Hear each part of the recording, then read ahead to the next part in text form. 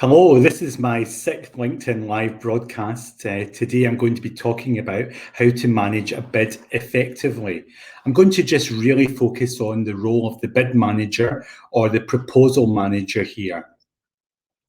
It's helpful if they understand the pipeline, if they understand what bids are coming down the track towards them, and they can start to plan particularly resources, personnel that they're going to need. So as when the bid lands, it's important that they are involved with and have access to the capture plan, so as they understand why this bid is important for the organisation, what efforts have been taking place already towards it. Perhaps the organisation is currently delivering the contract, so a lot will be known, or perhaps it's one of your key target clients. There's been some work maybe by the sales or the business development, the relationship people for this bid. So there's quite a bit of information that's already known about it. And that and other information is obviously in the capture plan. The bid manager will then, having assessed the buyer's requirements, what the end client is looking for, what the submission requirements are, he or she will have then been able to bring together the bid management plan. I would say it's important that you have this bid management plan done ahead of coming to the bid kickoff and solution development workshop, because when you're in that bid kickoff environment, as the bid manager, you've got to be really clear exactly what is involved in this bid, who you're going to need to be there, who are going to be part of it, what sort of tasks are going to be involved, and being able to really clearly understand the deadlines as well, and the importance of running a well-managed project. I tend to view the bids as projects, so effective bid management or project management skills are needed to make sure of success. And success for the bid manager is obviously getting a winning bid, but first of all, they've got to get a bid submitted in good time to a very high standard as well. So at the bid kickoff workshop, you want to be able to clearly articulate the roles that the people who are going to be involved in this bid are going to have, responsibilities that they will have, the timelines that they'll be working to. You want to get their agreement, their buy-in to this, but you also want to make sure that if there are any concerns that these are raised just now, if there's going to be concerns about the deliverables or going to be concerns about meeting the timescales, you want to flush these out and make sure that the organisation is able to allocate sufficient resources. So I'm talking today about how to manage a bid effectively, and nice to see some questions starting to come in, and you'll find that the point on Gantt charts are going to be covered shortly as well. For each of the key people involved in the bid, where you're the bid manager, what you want for all the key people is you want a deputy almost, somebody that if the key person is not available or goes off sick or suddenly gets pulled onto more urgent work, you want to be able to have somebody else lined up who is effectively able to handle that person's responsibility. I would also suggest that for each person, you want to also establish an escalation point, because if you are going to find, hopefully not, but sometimes it happens, that the person's busy or not giving this the time that they need. And I think those of us who've been around bidding for years, we know this all too well. Sometimes we have to escalate. So, and you want to escalate nicely. You'd want to say to the person, look, you're clearly struggling here. You're very busy. Let's take this together to the agreed point of escalation and let's discuss this. So you've given them a warning. You're not going behind their back, but you have to do what you need to do to get this bid submitted successfully. It's important as well that the bid has a senior sponsor within the business. So the bid should have a senior sponsor, and you're able to then go to this senior sponsor if you're experiencing some difficulties, if you're concerned, if you're thinking maybe this bid's not going to win, and here's the reasons why. Well, after discussing it through the structure as you need to, but you're the bid manager, and if you need to go to the senior sponsor, then do that. But you need to respect line management in an organisation as well. So if you're reporting into a head of bids or a bid director, then you definitely want to discuss this with them, not just go straight to the senior sponsor. The bid manager would want to draw up a compliance matrix of everything that is needed for this bid, everything that the buyer is asking for. They may be asking for things to be covered within the written responses, or they may be asking for documentation. They've got things that need to be signed. You're maybe going to have the pricing matrix going in. There might be a form of tender that has to be signed. So the bid manager prepares, or with assistance from their team, they prepare this compliance matrix. And then, of course, you're going to be checking very carefully against it throughout the bid. You could also have a deliverables schedule as well, what you're looking for to be delivered, exactly what, for maybe for each question and each sub-question, and where that's sitting and who it's sitting with. And you're going to look at dates that you need to start seeing things back within as well. The writers will obviously have content plans, and as the bid manager, you want to have seen the content plans. You will not necessarily be hugely involved with them, but you do want to see them. You want to know that they're in place, that they're happening, that the bid writers are getting whatever information they need from subject matter experts, and the bid writers are clear that if there's a problem, they need to come to you, and you want early notice. You don't want surprises. You don't want to find at the last minute suddenly that there is a problem. The bid may also is going to contain perhaps graphics, charts, etc. Again, you don't want to leave the production of these to the last minute. You want to have your resources lined up. You also want to have sufficient time, so as if these need to be changed or amended, then you've allowed time to do that. You also have to think about the overall response and the structuring of it, because all of that, maybe the numbering, if there's any appendices involved, the numbering or naming of these, the naming of figures, captions going along with graphics, numbering, indexation that might be involved within a proposal. Sufficient time has got to be allowed for that. So in my experience, often when bids hit problems, it can be problems around the bid management. There's quite a lot of plates that the bid manager is spinning here. So it's essential that they are a very organised person, that they are very disciplined, that they are somebody who is able to manage this bid project effectively, and they perhaps have got tools in place and people supporting them as well to help them to do this. As far as the actual tools that you might use, so you might be talking about something like you might be managing on Microsoft Project. There are quite a number of different types of bid management software out there as well. So it might be that you're using a bid management software to assist you. It might be that you're using spreadsheets. You'd have to be careful that these are being stored properly and saved. That's something that's very important within bidding. You want to make sure that you're not in a situation where you could suddenly lose key documents before the bid needs to be submitted. So whether these are part of the response documents or part of the documents that you're using to manage the bid, something like your bid or proposal management plan, a very key document, and you want to make sure that it can be updated, it can be shared as needed, and that you have a copy available if your expected copy goes down for some reason. The bid manager has got to be effective in communication. They've got to be able to let the people who are working on the bid team and any other stakeholders involved understand where progress is, where perhaps any delays are occurring, where any potential issues or even red flags could be happening.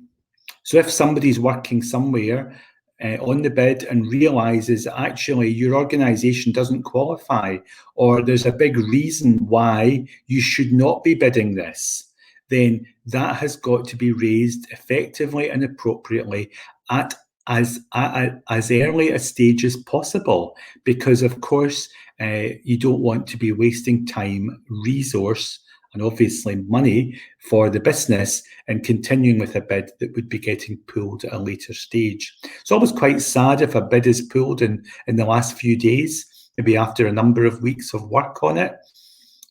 Could that not have happened at a much earlier stage? And this is really where the bid manager is going to be dealing effectively. If it's perhaps a contract that has to be reviewed as part of the bid stage, then that is a very early stage within the process that they want to get that reviewed and commented on as quickly as possible.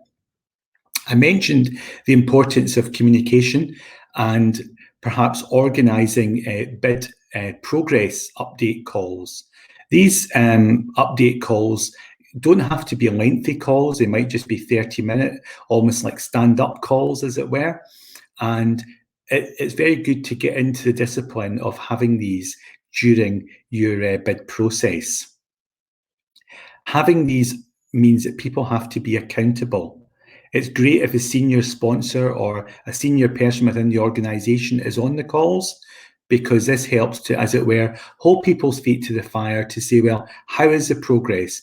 Are you having any issues? Do you need additional resources or help? Or do you need another piece of work that you're working on, maybe allocated to somebody else? It's vital that these sort of issues are picked up.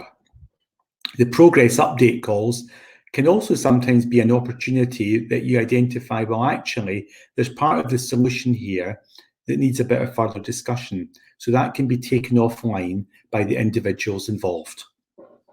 In terms of how you report on progress, sometimes it's good to work things to a bit of a percentage.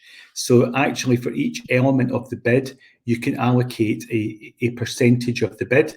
You can work out the percent completion of it. You don't need to be too exact about this. We sometimes operate on a 0%, means something's not started.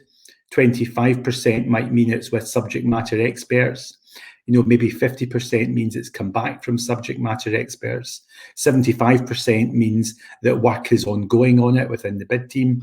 And 90% or 95% could mean that the work is complete. It just needs to be signed off. And of course, 100% is when it's been signed off within the organisation.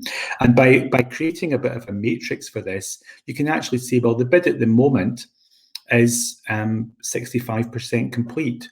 That might sound good if you're only 2 weeks into a 4-week bid, but if it's only 65% complete and you're 3 weeks into the 4-week bid, then I would suggest that that there could well be some issues there. So whatever works in your organisation for you, but what you want is good communication and early warning of issues and effective communication, so as people understand their role, progress to date on the bid, and people are kept up to date. It's good sometimes as well in this time we're in at the moment, it might be that you're going to run these as like virtual meetings across video conferencing. The bid manager also needs to be very clear about the gate decisions and the review meetings and the sign-offs that are needed. So for example, in the gate decisions and managing the bid as a project, you get to a certain point and perhaps there are decisions that need to be taken. So you want to get these taken effectively. You want to get them taken with some pace. You don't want the decision-making dragging out. You want to understand the sign-offs as well. Who in the organisation needs to sign off? I mean, sometimes sign-offs happen at quite a senior level, and these people's diaries are often very busy. They're often booked up. So in a large organisation, I say make friends with the PAs. The personal assistants are the gatekeepers to the senior leaders in the organisation, and having a good relationship with them, getting time in the senior leaders' diaries. It might be some senior leaders prefer to be talked through the bid. Some might prefer to see a commercial risk note. Some might want to see the whole bid. Some might want to see a 2-page synopsis. You need to understand what they're looking for and also what effect that is going to have on the bid progress. It's important that you arrange and get in the diary, perhaps even as early as a bid kick-off meeting, you actually arrange your review meetings. You work out who the reviewers of the bid are going to be. And these reviewers typically are reviewing from various perspectives and at various stages.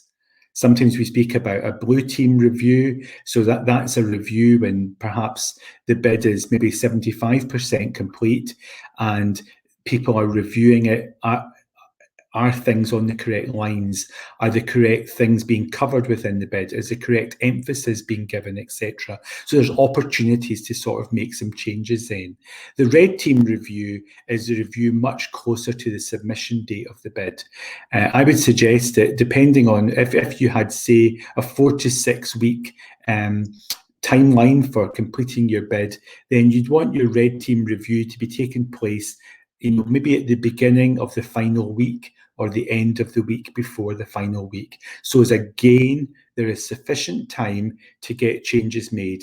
Also time then to work on the presentation of the bid, to work on the appearance of it. People who are reviewing from different perspectives. The bid manager would want to make sure that the bid has been reviewed from a compliance perspective, from a commercial perspective. They would want to make sure that the win themes are coming through the bid very clearly, that these have been articulated well. But they'd also want to make sure that the bid reads well, that the bid is accurate, that things like punctuation, grammar, syntax, because all of these things, if you get these things wrong, they become like a distraction. The person who's reading the bid ends up focusing on the spelling mistake, the typo, the fact that you've called the organisation perhaps by a slightly different name to what they call themselves. And that, particularly if you're involved in public sector bidding, can be quite important. I suppose the organisation's name is similar to our own name. We like our own name to be used correctly. In terms of where does the bid team work, the bid manager is going to think about that. Is the bid team working together? There's great benefit to working in a kind of bid war room environment where you've maybe got a dedicated room that's focused to the bid, particularly for large strategic bids. You're able to use the walls, you're able to use notice boards, etc. You're able to put things up. You're able to maybe show visually the progress of the bid. You may be able to set out the main bid win themes just to keep everybody on track. However, in today's world, and more so than ever as we work within this COVID-19 situation, many people are working from home, working remotely, working at social distance. So perhaps the bid war room isn't happening as often as it would have. Can you create some kind of hangout virtually, perhaps, for your people to be able to work together? Video conferencing makes so many things possible now, so the bid shouldn't suffer too much because people are not physically able to be together. The bid manager is perhaps operating almost like in a kind of matrix management situation. Yes, they might have line management for some members of the bid team, but they won't necessarily have any kind of line management over the subject matter experts, the other contributors to the bid. We know that pricing and commercial is a big part of the bid as well, and it's very important that that is moving on track as well, because particularly where you want to ask clarification questions to the buyer, you don't want to find that that is happening too late, that they often have clarification windows, particularly in the public sector. They've got a time and a date, and you can't ask any questions after that. And that could be 2 or 3 weeks before the bid submission. So if people are just thinking they're going to leave it till the last week or two, and particularly if they're working on having a look at the contract, having a look at the commercials, having a look at the specification or response requirements, well, you're going to be timed out of asking questions. So the clarification question management would ultimately come under the bid manager, and the bid manager would want to make sure that anybody who could ask a clarification question gets the opportunity to do so. I'll talk again about clarification questions in a future broadcast. I mentioned the importance of the bid manager being a good communicator, and they should give praise, they should give thanks, they should give commendation. They should be prepared to say publicly who has actually worked hard, who's maybe gone the extra mile in helping to get this bid over the line. They're not looking to claim all the credit for the bid. They're looking very much as a team effect. And it's good as well if the bid manager can perhaps be involved, maybe in agreement with the senior sponsor, in celebrating to some extent the bid submission, even if it is just a little glass of something over Zoom at the moment. But celebrating the bid submission is good, and certainly celebrating bid success. However, in tandem with that, and right from the beginning of the bid manager should be keeping a bid lessons learned log. They want to be writing down lessons that they've learned. They want to encourage other people as well to input into that. They want to take the learnings from this bid into future bids that they're going into.